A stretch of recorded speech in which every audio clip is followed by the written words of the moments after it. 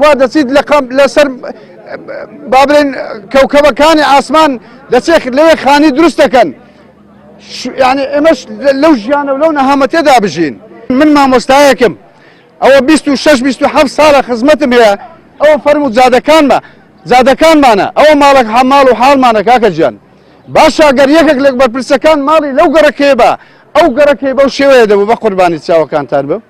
ئەو پرۆژێ سندوقی بوو بەهۆی برێن گەندەڵی حکوومەتیوە کەوە کردیانە قەنتەرە، ئەوە جادەی 30 مەتری بوو بەداخەوە، ئێستا جادەکە 6 مەترە، جێ هەیە 8 مەترە. بەهۆی ئەو لافایەوە ئاو چویتە ماڵ کەوا ناو مەطبەخ و برێن ئەوانەی هەموو عەدم کردینە و چەندان ماڵی دیکەش لێرە هەمووی تووشی لافاو بووە بەداخەوە. وە چەندین تەلەفۆنمان لۆ کردینە هەتا ئێستا عریق نەهاتیە. ئەوە چەندەمین جارە ینی لەو کۆڵانێ ئەو شتە ڕوئەدا و ئاوە برین دەبیت و ئەسەنا و ماڵان هەتا ئێستا حکوومەت کەمتەر خەم بۆ لەوەی هەتا ئێستا خەمەشی لەو خەڵکە فەقیرە ڕەشڕوتەی نەخواردیە بە خۆیان لە ناو ڤێلایان خەڵکش لە ناو ئاو لە ناو مەزرا و لە ناو ئەو ئاوە پیسەی بژیت.